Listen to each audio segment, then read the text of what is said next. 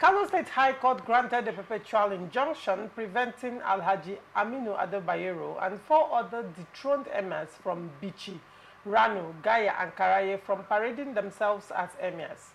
The injunction followed a motion filed by the Attorney General of Kano State and the Kano State House of Assembly. The court ruled that the Kano State Assembly has the authority to amend laws for the state governance and that the governor can assent to such laws. The court also ordered the deposed emirs to surrender all properties belonging to the Kano State Emirate Council. Additionally, the court restrained security agencies from violating the new Kano State Emirate Repeal Law 2024. The applicants argued for the validity of their motion, while the respondents sought to challenge the law and requested a stay of proceedings, which was denied. The court's decision supports the dissolution of the 4 newly created Emirate councils and reinstates Lamido Sanusi as the Emir of Kano. Jackson, what is your take? Yes, I understand that politics very well. All right. Right from the time immemorial, globally, Emir of Kano has been recognized as the Emir of Kano. In the northern Nigeria, there are people we call district heads. You have Sariki this, Sariki that, Sariki this, Sariki that. But among them, let me take Sokoto for example. We have so many Sarikis in Sokoto State. Almost all of them are members of the Sokoto Sultanate Council. Oh. But we have only one Sariki in Sokoto. That is Sultan of Sokoto. In Kano, one Emir of Kano. Gaya is a local government. Bichi is a local government. All this. But because of the influence, the outspokenness, the auditory power of the present Emir of Kano, the former governor of the Central Bank of Nigeria, he has been very, very frank about issues. He is a realist. He's a pragmatist. Ganduje, as the then governor, was not so comfortable with him, particularly with that this man is not taking side with APC. What are they going to do to decimate his power? That was the reason why they go to Gaya, they brought somebody. They go to Bichi, they go somebody. They now decimated the throne, the emirate throne of Kano. They now divided it into 5. So that there is no one powerful entity that will be addressed as the Emir of Kano again. The same thing happened in Ibadan land, in Oyo State, particularly in Ibadan. At a particular time, they look at the position of the Olubadan of Ibadan land. They believe that this is too mighty for only one person. Because Ibadan land alone is more than some states in this country. Only Ibadan, the Oyo State capital. So they look at it like, for only one person to become Olubadan of Ibadan land is will become too powerful. The then governor, may his soul rest in peace, Ajimobi, decimated it, and he called some people that are supposed to be in the lineage of, he now tell them that no, you are no longer Otun, you are no longer Balogun, you are no longer Osi, you are now a king, first class king. You are now first class king. You are now first class king.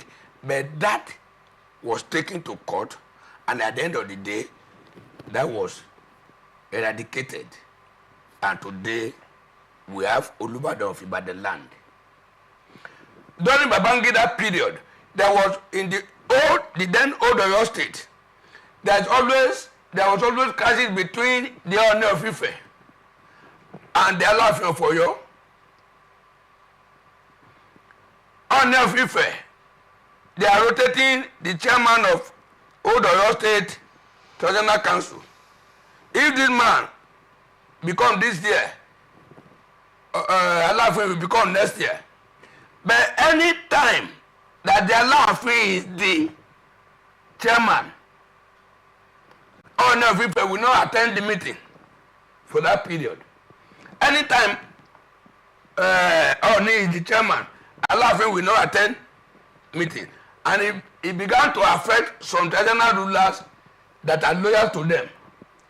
And in the wisdom of former President Ibrahim Babangida, that was what quickly made him to create another state, Osun State, out of the Oyo State. Whereas Alaafin of Oyo became the permanent chairman of Oyo State Council of Traditional Rulers. The Ooni of Ife became the permanent chairman of Osun State Council of Traditional Rulers. But if it is what we have now, if it's what we had that time, they would have divided, maybe created 30 first-class kings. Then all of them will be equal. Ganjude did the wrong thing for political reasons, to decimate the power, the excesses, the flamboyancy, the popularity of Lamido Sanusi, because he was always criticizing their government based on economic reasons. And to bring him down, that was the reason why they did like that. After doing like that, they even banished him.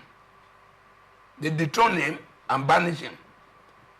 And when the other man come too, for you to look at it, I spoke a lot of it on national radio and TV and newspapers. You understand? When this other man too come, they now see that Lamido, what's the name? Ado-Bayero and Sanusi, they are first cousins. These are first cousins.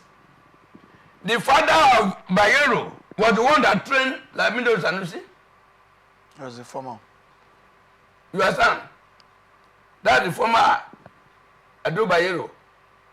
You understand? But for political reasons, somebody entered there to scatter this family. These are first cousins. In our normal African way, we don't believe in cousins. We are brothers. These are brothers. And now, that animosity has been created there in order for this guy too to know that, oh, these other 4 people he created, they were going to support the ruling party, APC. So, what should he do? He now went to the House of Assembly to repeal that law. Then they now enacted another law that recognizes only one Kano State Emirate Council. That what brought about the emergence of the return of Lamido Sanusi. Kano State, I wonder what the president is doing. Kano State is the most volatile state in Nigeria. And if Kano catch fire, the whole country catch fire. They are the largest state in this country. In the northern Nigeria, they are the richest state. Kano State is the home of all, just like you have in Lagos. But I believe it's not a democratic issue. It's a judicial issue. And judicial process, through judicial process, we are getting somewhere. And I believe what has happened, the pronouncement of this court, even if Bayero go to appeal court, I want to believe judiciary does not do things emotionally. But if they don't want to alter the traditional arrangement, I don't think there's any court that will favor those 4 people. They have gone, and let there be peace. All right. So, from the stories, the other ones have not, they've been quiet since then. It has been Ado-Bayero that has refused to align. And then you also, when you talk about the court, to a large extent, the courts in Kano State have done their own, stuff, because there have been orders and counter orders from courts of coordinate jurisdiction. I got to a point that, the IG said that the police commissioner in Kano State said that he has forwarded all these orders and counter orders to the IG, who of course is seeking advice from the Judicial Council. Whatever they say, that's what he will have to do. You now ask, let me ask you, Honorable Churchill, would you say to a large extent most of the political crisis that we've had in different states in the country, would you say that the judiciary has played a role in exacerbating the issues, as it were? Okay, let me just go direct to my understanding concerning the issues that has been over trashed and bringing more crisis in our country.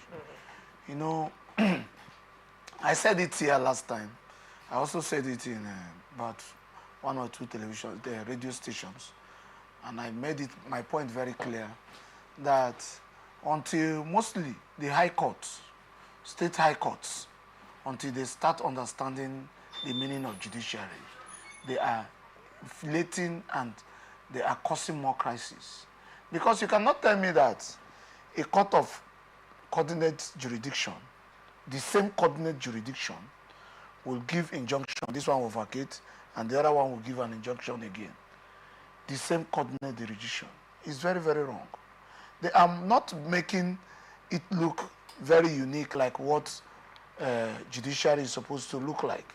Law is supposed to, one of my generals used to let me know that when the law speaks, everybody comes.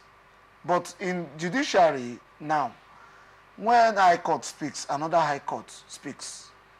No High Court has made points of bringing peace all this while since this matter has started. They are only trying to inflate issues, problems here and there. I thank God for what I see the traditional stool to look like. I believe traditional stool is not supposed to be contested up to this extent.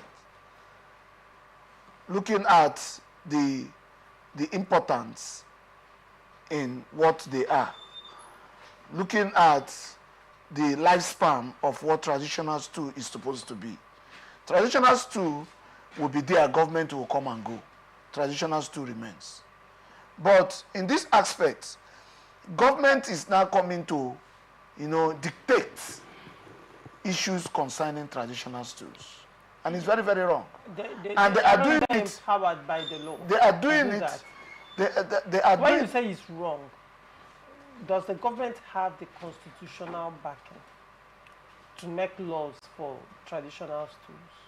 The legislative might have some jurisdictions of powers to make laws, not to come into who becomes the traditional head. What I mean, who becomes the traditional head? You can see now that the court now is coming into the matter. When there is contention, parties are expected to go to court. Of course, because the court has the final decision to make. The House of Assembly, making law, in this instance, have the power to make the laws. To make laws, yes. But not even for the traditional state. Of course, they have been given the right, the powers to make laws. And that is why the government for the entire state can actually build on these laws to either balkanize these stools, the traditional stools, or to solidify it as it were. What I mean, when you are talking about balkanization, you're talking about vacating. You are talking about... No, when I talk about balkanization, in this instance, I'm borrowing a leaf from what Jackson said about separation of powers. No.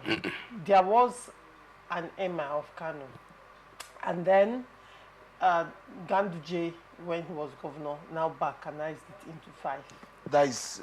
Do you understand? That is making and now it... Governor Yusuf has come back, and through the State House of Assembly, they've annulled that. The balkanization. They repealed that law and then made it one again. But so the law allows them to legislate for these traditional schools. Do you know one problem we have in this country? Outside the judiciary, the problem of amendment of laws and amendment of laws by assembly to their tests and to suit their position at that moment is another problem we're having. Let me come to for instance. Very quickly. For instance, when it comes to a law has been made to balkanize it, that is to separate it, make it look 5, having the same power to enrich, to make it probably get to whittle down the powers of one person. The powers of one. Yes. Now, you are now coming again to amend the law. The law has been made before, amended, and you are coming to amend the law.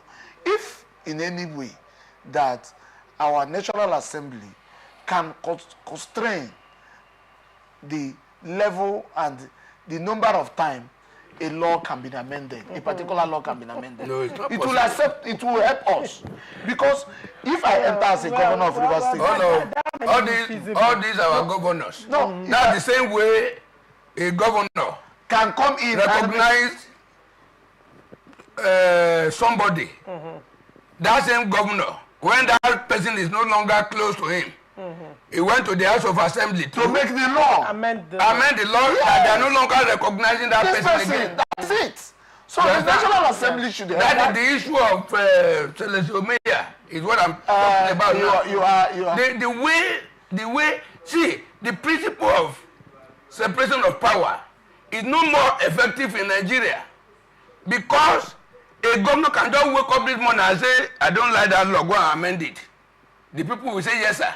And another governor will come. Because the state houses of assembly are not truly in. There are appendages of the governors. Another governor will come and say, that's the way it happened that time.